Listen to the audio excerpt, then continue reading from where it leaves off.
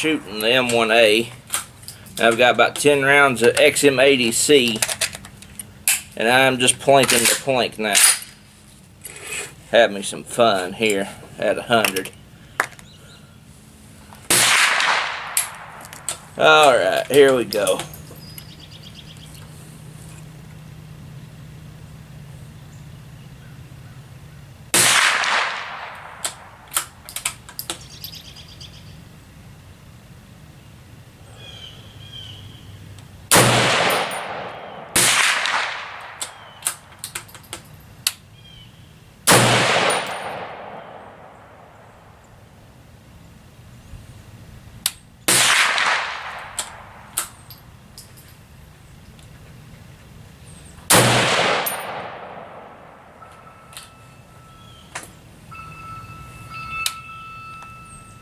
Damn scammers.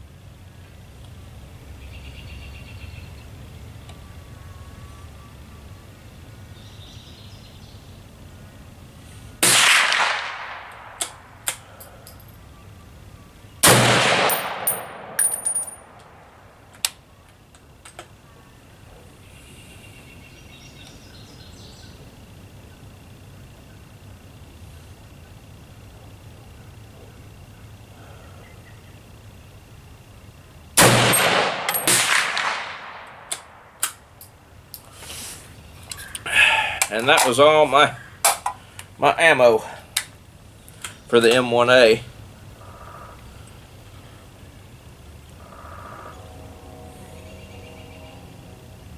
Yep. Ooh, she's hot. The point of what I was doing today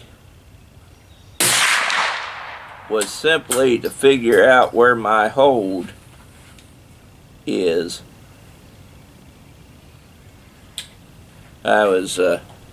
My point of impact with the XM80Cs has changed. It was, like I said, low left, and now it is low right. So I was getting reacquainted with my compensation, where I need to hold and where the bullet is impacting. And I was just having some fun too, because we've been pretty busy the last few days, so you know, just get out and squeeze the trigger a few times. I'll talk more about it when we get home.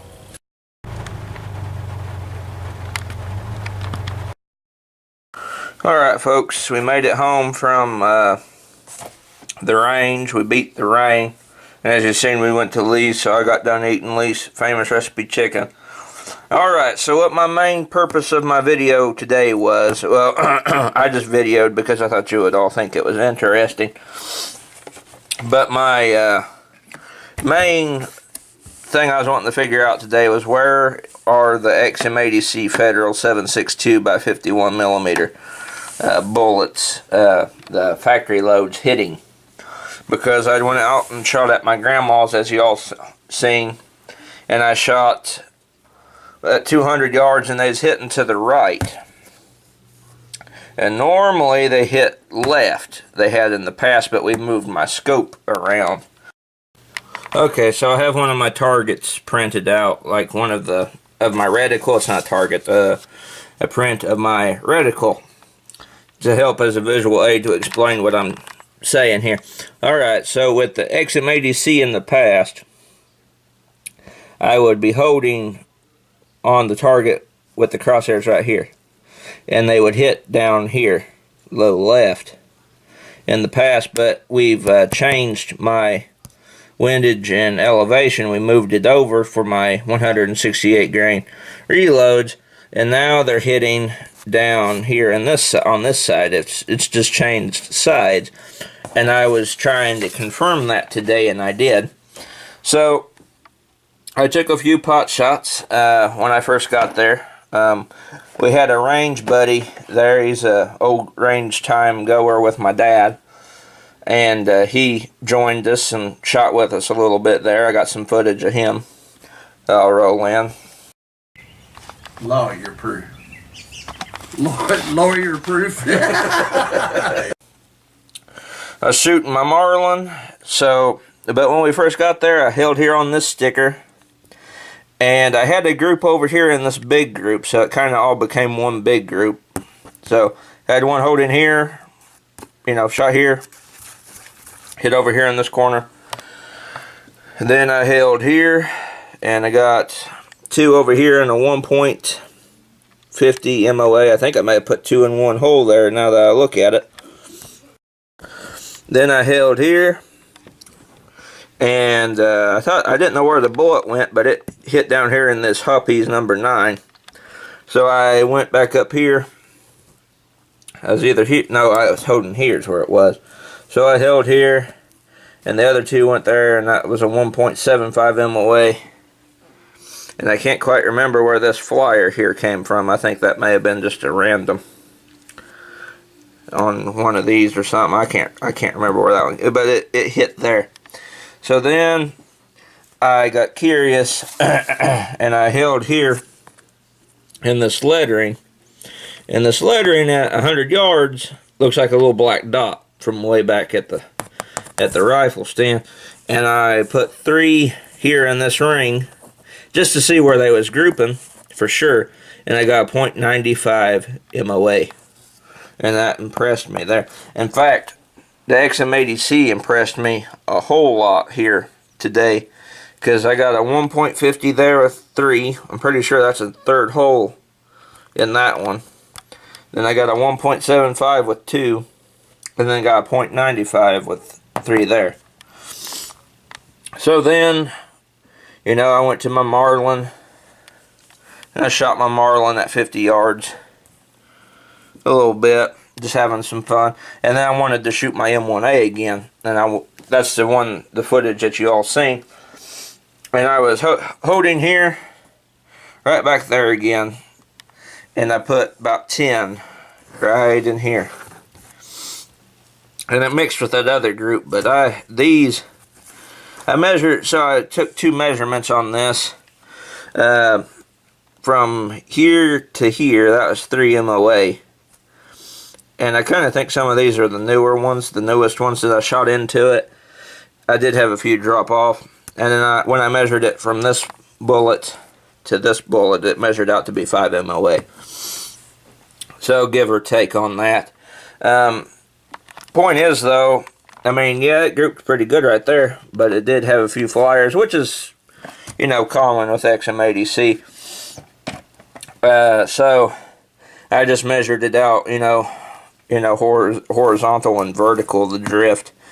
And I don't know about you guys, but that right there, if my, if I had moved my reticle over to where it was, where the 149s, the XM80C were hitting in the middle, instead of my 168 grain reload hold or 0, all these would have been in this black circle. So, and that's still minute of man out at 100 yards. That's still hitting within a man's torso. And for ball ammo, I'll take 5 M1A as the. Normally I take 3 M1A. 3 M1A is good for me with ball ammo, which is what this stuff is here. I mean, this isn't like precision match ammo, or this ain't like gold medal match. That's not what this was made for. This is for emptying into a wood pile as fast as you can pull the trigger and not worry about it. So out of an M1A, 5 M1A with ball ammo, M80 ball, I'll take that all day of the week. But in the individual bullets, when I was just, doing 3-shot groups, that's still getting 1.50, 1.75, 0.95 groups, and that's just the cheap crap. So I'm like, man, very impressive. I was like, man, it's like, it's shooting that stuff better than it has been, because back in, a year or two ago, all I could get out of XM80C was about 3-inch groups. And I think another thing to it is I haven't cleaned my M1A since I shot my reloads. And I'm kind of starting to see a trend here that when it's dirty and I ain't cleaned the barrel, it groups tighter. Because it's impressed me today again with just the XM80C federal ball ammo. And this stuff is like cheap stuff to buy.